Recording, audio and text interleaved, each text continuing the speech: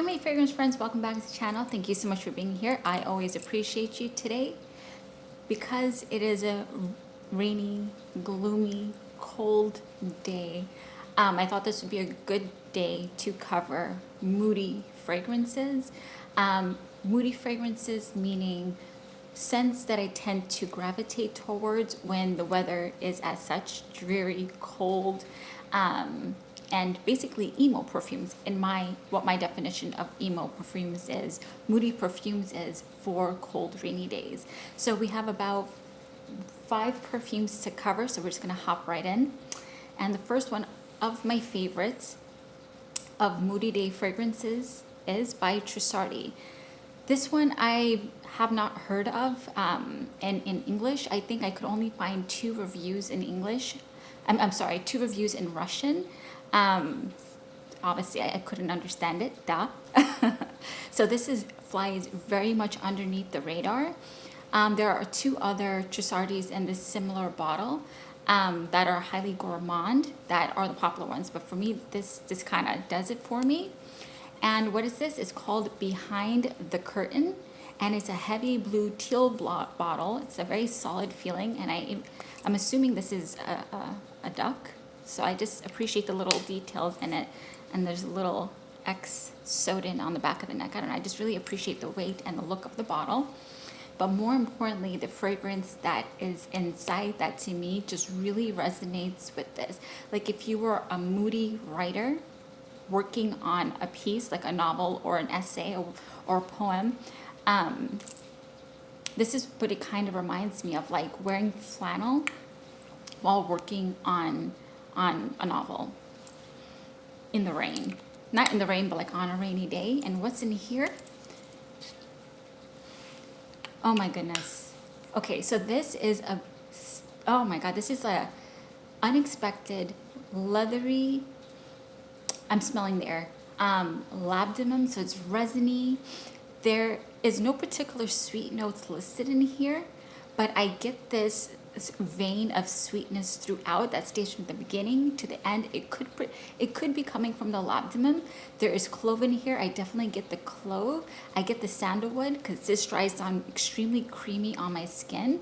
But the sweetness to my nose and on my skin is almost as if you took sugar syrup, but you diluted it a little bit more, and then you put it in here. So I'm not sure where that's coming from.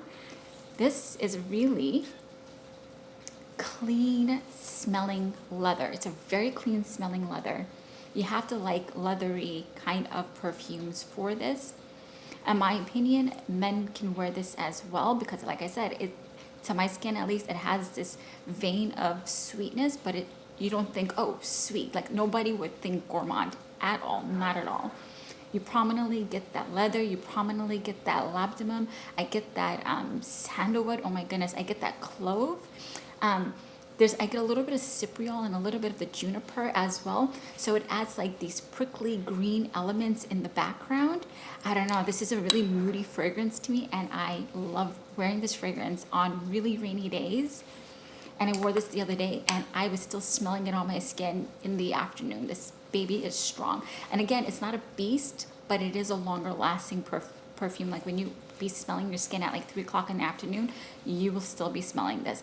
And again, you have to like leathery perfumes to appreciate this. It's a very clean, buttery, brand new kind of leather smell, and I think that butteriness could be coming also from the smoothness of the sandalwood. And there's cypriol, there's juniper, there's cloves, so it adds that interest of the spice, just a little tinge of spice. This is just, I love this one. Again, this is Behind the Curtain by Trussardi. So if you love leather perfumes, you like interesting unisex perfumes, in my opinion, this is a unisex perfume. And I don't remember if it was classified as a unisex, but men can get away with this again because lightly sweet, as if you took sugar syrup and you diluted it a little bit more and then you stuck it in here. So highly recommend, first day for very rainy days.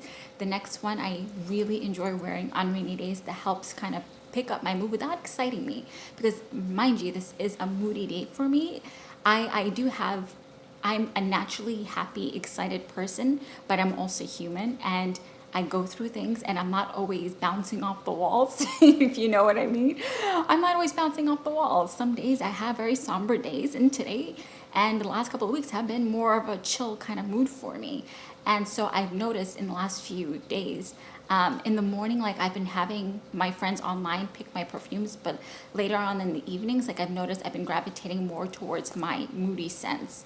And another one I've been really enjoying, because it's been really rainy lately, is another one that I think still is not appreciated as much, because I think it's such an unexpected perfume. This is Fig Ecstasy by Mancera, and it's not a fruity, juicy fig as what one might expect. Reading the name, I think, oh my, first of all, let's be very clear. This is a unisex fragrance, but it leans a little bit on the masculine side. So I think I need to start like being a little bit more clear when I say unisex. If this might lean a little bit more on the masculine side, this might lean a little bit more on the masculine side. So if you don't like that, I would not recommend this. But if you don't mind things leaning a little masculine, I definitely recommend you get a sample of this. So anyway, the notes is very unexpected. So when you look at the notes, you might get so scared, right? It is a cacophony of notes that somehow are blended to create a symphony of a fragrance. I don't know if that makes any sense. So in here, oh my God, I get that fig leaf. So yes, you do get fig when you smell this, but it's not the juicy fig, not to my nose. It's the fig leaf of the fig tree. The greenness, this is green, this is woody, this is leathery.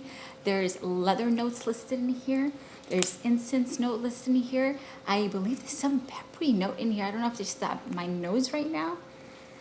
Oh man, looking at the notes, it's so easy to get scared. I get the sandalwood in here. This is green, it's woody, it's unexpected, and that greenness just lifts up my mood, but yet also matches me at my mood. So it lifts up my mood, not to excite me and make me bubbly, but just enough to say, you know, today's a good day. Today is a good day, but still keeps me level at where I am. I have no idea if that makes any sense. Yeah, this is an unexpected fragrance. So if you're expecting a juicy fig, because it does say Fig Ecstasy, so the name is appropriate. However, if you're expecting a juicy fig fragrance, this is not that.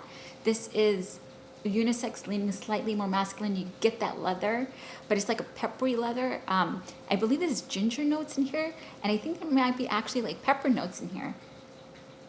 Man, this is good. You get that incense, but not so much, but you definitely sense it there. And I'm thinking specifically of like a green wood. You know how when you take the bark and you split it open, if you've ever worked with wood, and you get the white part of the wood, but then you also take a green leaf from the fig tree and you mix those two together. It's like you take the inside of the tree, like the wood part, like that, the more like the pulp of the inside of the tree. You take the fig leaves, you take sandalwood, you take ginger, you take incense, right?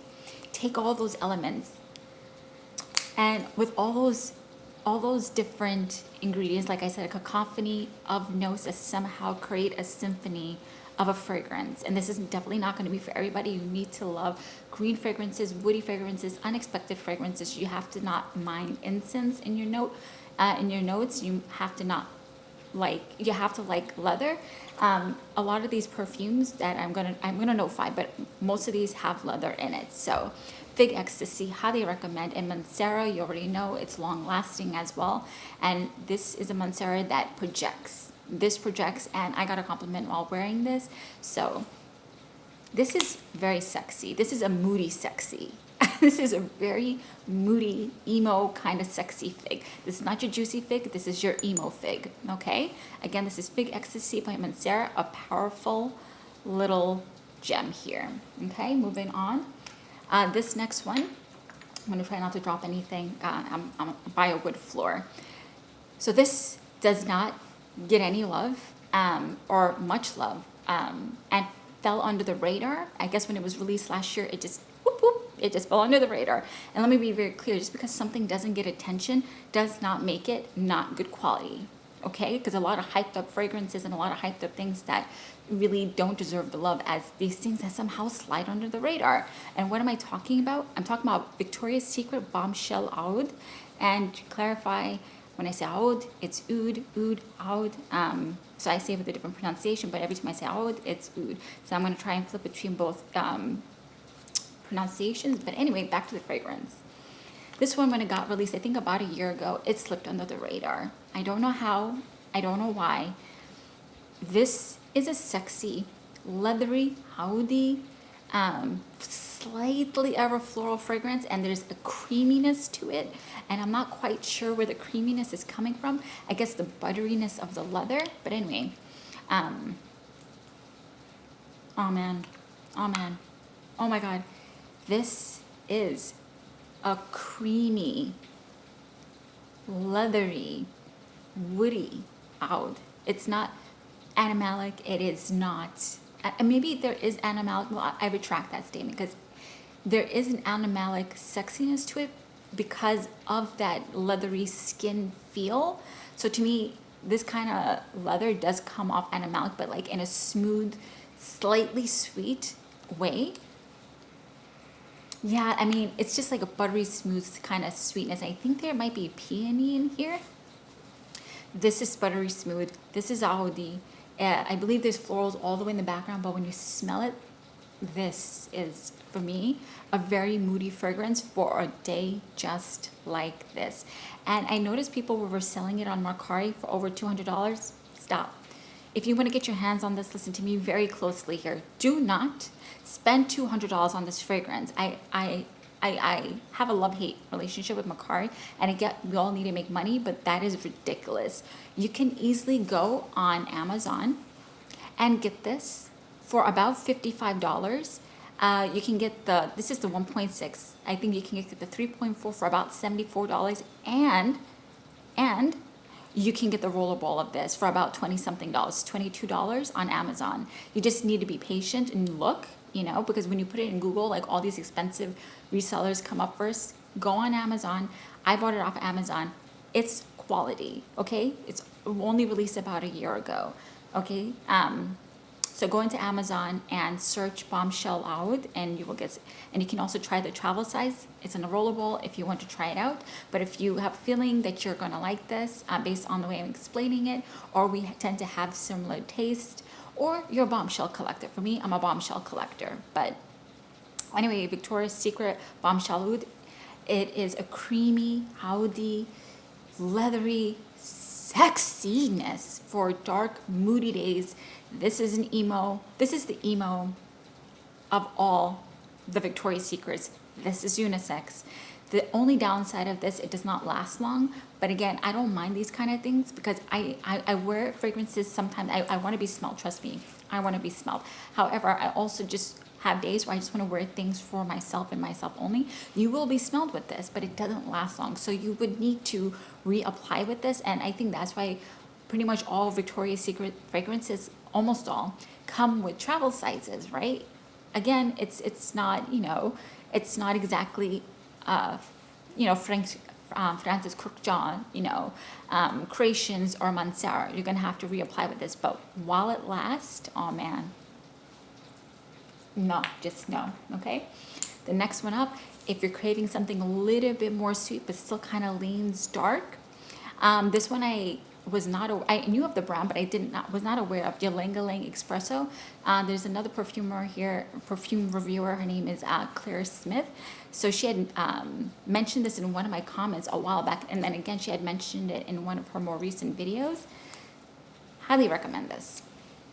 So thank you, Claire, for that. Oh man. So now this, what is this? Ylang Espresso. Okay.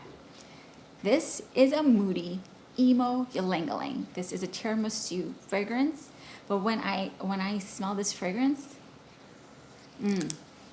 okay, it's as if you took the actual Ylang flower, yeah, you dipped it into black coffee, and now you take that soaked little Ylang flour, and then you dip it into a cream, and then you take that, and then cacao powder, the dark cacao powder, then you take it and you dip it in the dark cacao powder, yeah? And then you dip it into a little Szechuan pepper.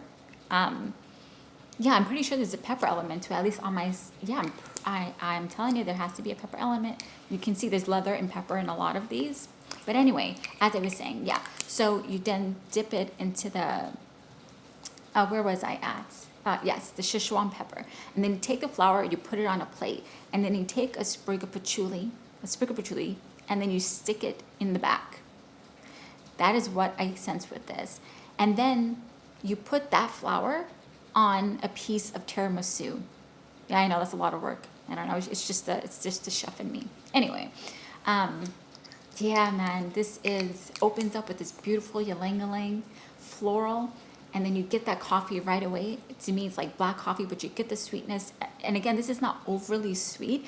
I think what it is the black notes from the coffee and the patchouli and the Szechuan pepper that keep it from being overly gourmand, overly sweet, and still kind of keeps that goth dark element to it, right? So it's well balanced between the sweet, the peppery, the darkness from the cacao, the darkness from the coffee, and it's just a very well balanced. So it does lift you up with a hit of sweetness, but that sweetness doesn't quite last as long. The ylang-ylang does last longer than anything.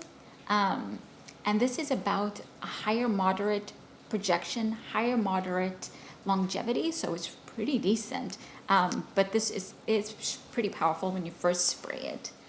And so this is if you're in a moody mood and you want something slightly sweet but still kind of keeps that dark element to it because you're just not feeling it. You don't feel like bouncing off the walls today, at least for me. Some days I just don't want to bounce off the walls. I really don't, you know? Some days I just want to just be like, you know, who's that? Just be, you know? So Floral Street, I believe this is a UK-based brand, but it's readily available in Sephora, I believe. So once I don't know if you can see the dent that I have in here. Do you see that dent? Okay.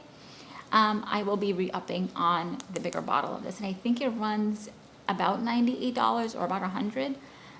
But do recommend this if you want a moody, ylang-ylang, sweet, but still dark kind of fragrance. Okay, Floral Street, Ylang-ylang Espresso. And the last one up is one that I haven't heard here on YouTube. I've talked about this brand before a couple of months ago. It's the brand Gerini. This is another one that I enjoy from them. It's called Romance Rubus. And to me, this is another Moody Day fragrance.